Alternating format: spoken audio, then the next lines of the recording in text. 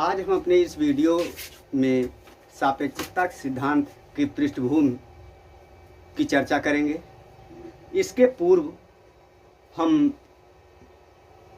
किसी वस्तु की स्थिति के निर्धारण के विषय में जानकारी प्राप्त करेंगे। किसी वस्तु की स्थिति का निर्धारण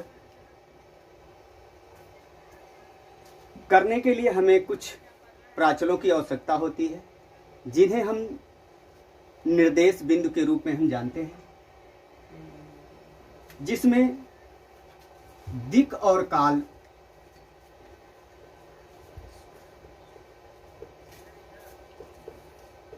मुख्य हैं। दिक् से तात्पर्य यहाँ आयाम से है और काल जो कि समय, अर्थात किसी वस्तु की स्थिति का निर्धारण करने के लिए आयाम और समय दोनों की आवश्यकता होती है। आयाम में जिन प्राचलों की आवश्यकता होती है, उन बिंदुओं से मिला करके एक निर्देश तंत्र का निर्माण होता है। चूंकि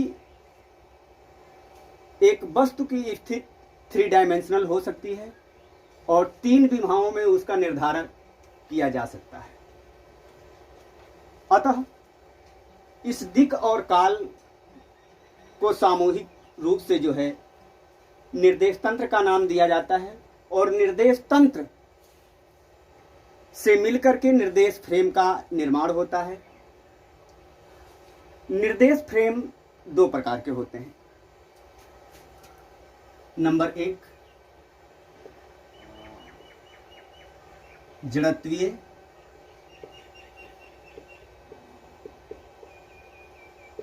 निर्देश frame.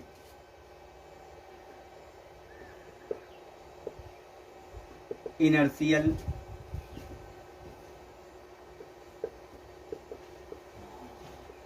Reference frame.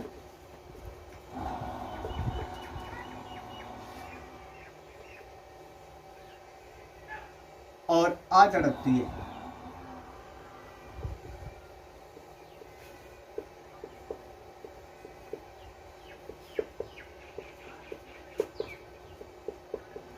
Non inertial.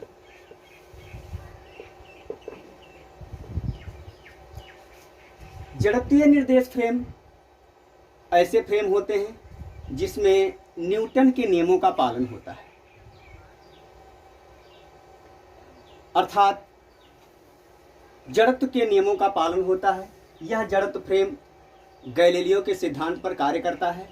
इसमें यदि कोई वस्तु विरामावस्था में है या एक समान गति की अवस्था में है तो उसमें कोई परिवर्तन परिलक्षित नहीं होता है। इस जड़त्वीय निर्देश फ्रेम से निरपेक्षता का बोध होता है और निरपेक्षता सिद्धांत की उत्पत्ति होती है। किसी वस्तु के निरपेक्ष मान का तात्पर्य उस मान से है जो किसी अन्य स्थिति या समय के साथ परिवर्तित न होता हो या किसी वस्तु के सापेक्ष परिवर्तित न होता हो, जो हमेशा एक समान बना रहता हो।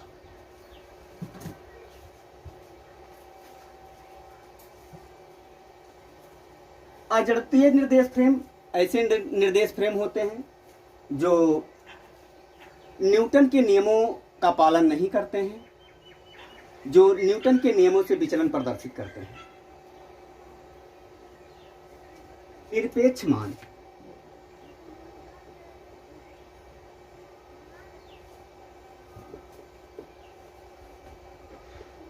जो वस्तु विशेष के साथ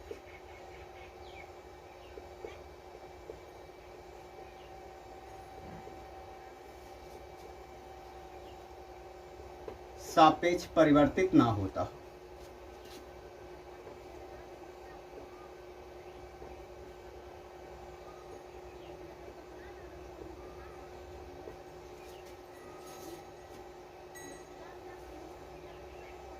इस प्रकार निरपेक्ष गति की अवधारणा उत्पन्न होती है।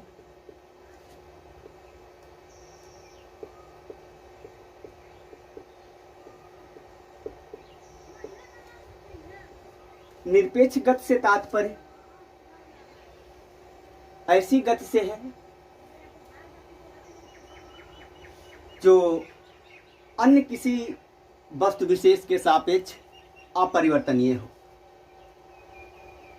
या एक समान गति की अवधारणा को उत्पन्न करता है।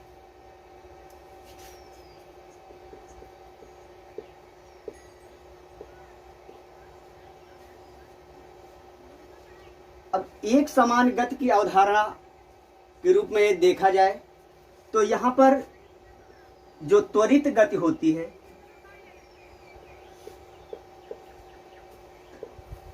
त्वरित गति और बल की अवधारणा निरपेक्ष गति में लागू नहीं होती है, क्योंकि एक समान गति के अंतर्गत त्वरण शून्य होता है। त्वरण शून्य होने का तात्पर्य है कि न्यूटन का जो द्वितीय नियम है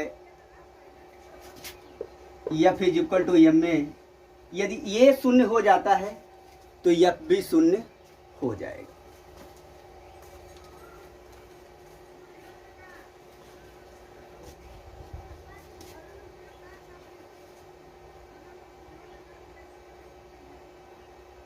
इसमें एक तथ्य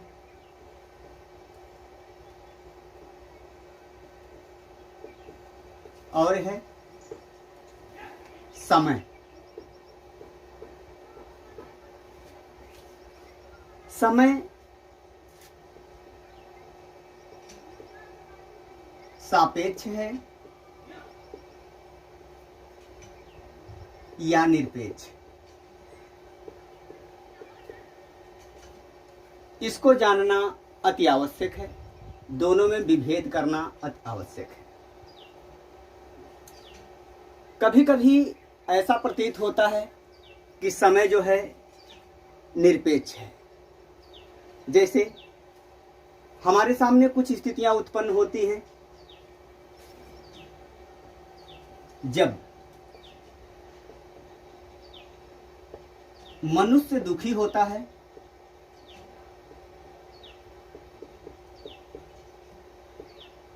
तो समय में वृद्धि हो जाती है।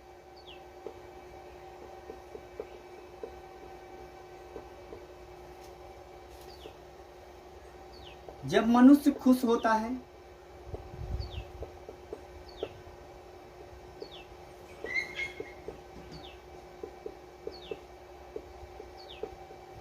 तो समय में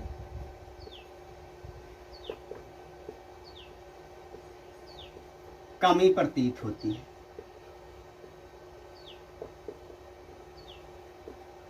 जबकि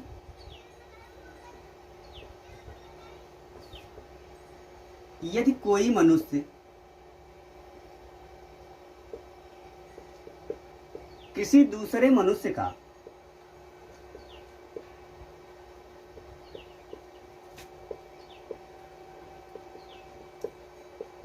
इंतजार करता है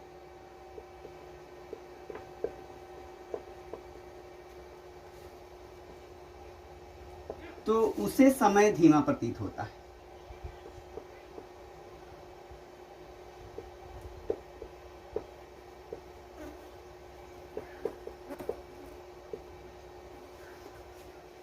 उपरोक्त तथ्यों से प्रतीत होता है कि जो समय है वो निरपेक्ष है, जो व्यक्ति विशेष के लिए निश्चित होता है। ऐसा जो है वो भ्रम की स्थिति के कारण होता है और यह भ्रम निम्न कारणों से उत्पन्न होता है।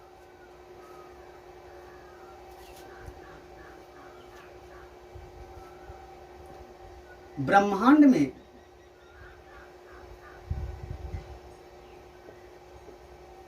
निरपेक्ष धरातल का अभाव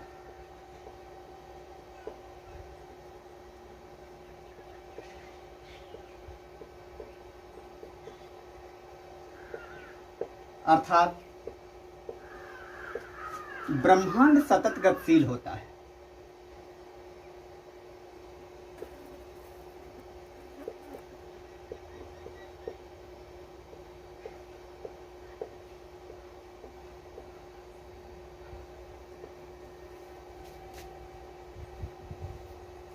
गति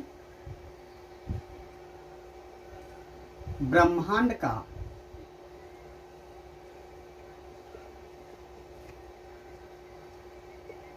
मूल गुण है। नंबर 3,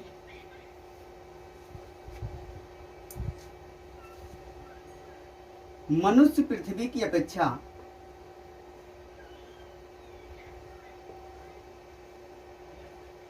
कि धरातल की अपेक्षा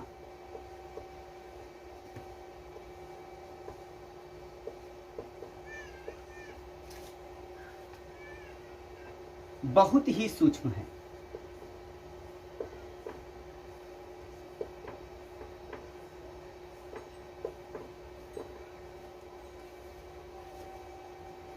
इन उपरोक्त 3 कारणों से यह भ्रम की स्थिति पैदा होती है, जबकि समय सापेक्ष ही होता है।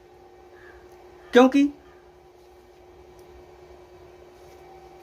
यदि कोई वस्तु गतिशील है तो यदि वस्तु की गति की अवस्था में यदि समय और गति के बीच की स्थिति को देखा जाए तो स्पीड बढ़ने पर समय कम हो जाता है, जबकि समय बढ़ने पर स्पीड कम हो जाती है, जो कि ये मूल सिद्धांत है इसका। समय बराबर दूरी बटा चाल, एक बढ़ेगा तो एक घटेगा। उपरोक्त तथ्यों से 2 अन्य बातों की उत्पत्ति होती है। नंबर 1, समय का धीमा होना।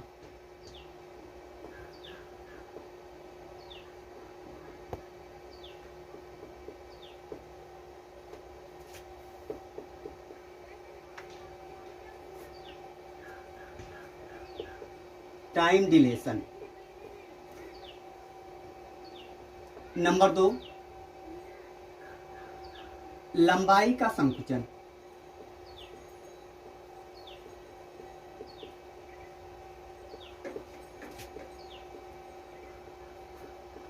आयाम का संकुचन।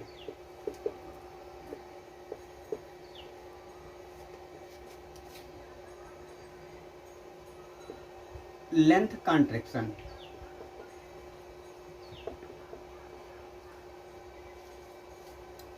टाइम डिलेशन और लेंथ कॉन्ट्रैक्शन का डिस्कशन अगली वीडियो में करेंगे।